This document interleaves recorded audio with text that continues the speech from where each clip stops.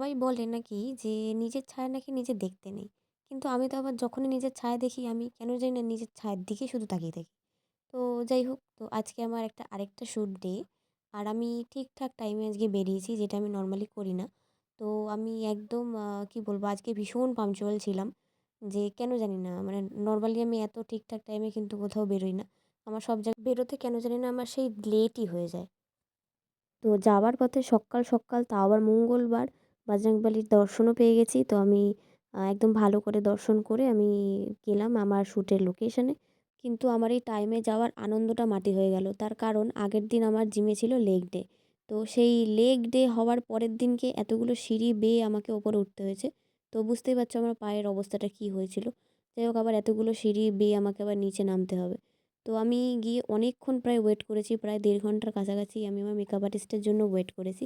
তো আমার কে makeup artist তোমাদেরকে নিশ্চয়ই দেখাবো। তারপর অবশেষে আমার সেই বাচ্চা মেকআপ আর্টিস্ট এসেছেন। তো আমি বাচ্চা কেন বললাম সেটা আমি তোমাদেরকে একটুখানি পরে বলছি। আর সেই বাচ্চা মেকআপ আর্টিস্ট আমার জন্য ডালিয়া ডিম সেদ্ধ করে নিয়ে এসেছিল লাঞ্চে। তার কারণ ও আমাকে বলেছিল যে, "দিদি তুমি কি খাবে?"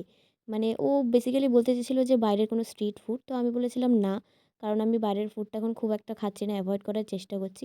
তো এই সেই মেকআপ আর্টিস্ট ক্লাস 7 এ পড়ে।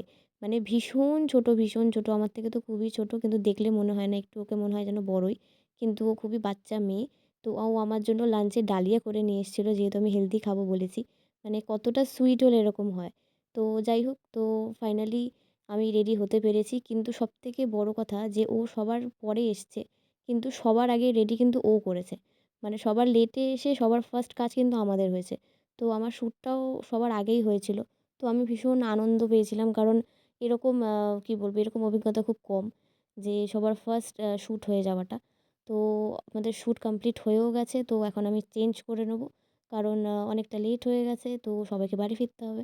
আর আমি ফ্রেশ হয়েও গেছি, এখন আমি বাড়ির জন্য রওনা দেবো। আর তার মধ্যে আজকে আমাকে আবার বাড়ি গিয়ে জিম যেতে হবে। তারপরে আমার আজকে ছোটো কাকিমার বার্থডে আছে, সেটাও আজকে আমাদের বাড়িতে ছোট্ট করে একটা সেলিব্রেশন হবে। তো আমি যাওয়ার পথে এরকম বেশ কিছু জিনিস আমি কিনে নিয়ে গিয়েছিলাম। ওই আর কি, যদিও আমি এগুলো খাবো না, এগুলো আমার বোনদের জন্য। তো আমি বাড়ি পৌঁছে গেছি আর আমার এত টায়ার্ড ফিল হচ্ছিল যে কী বলবো। তারপরে গিয়ে দেখি যে সেলিব্রেশন অলরেডি শুরু হয়ে গেছে। তো আমি গিয়ে একটুখানি ব্যাস ওদের সাথে টাইম কাটাতে পেরেছি। কারণ ওই যে বললাম যে আমাকে জিম যেতে হবে, অলরেডি তখন অনেকটা রাত হয়ে গেছে। যদিও আমি জিম রাত করেই যাই, কিন্তু তাও আজকে অনেকটাই লেট হয়ে গিয়েছিল জিম যেতে। তো আমি জাস্ট কেক কাটিংয়ে ওই সময়টাতেই ছিলাম। তারপরে আমি জিম যাওয়ার জন্য বেরিয়ে গেছিলাম।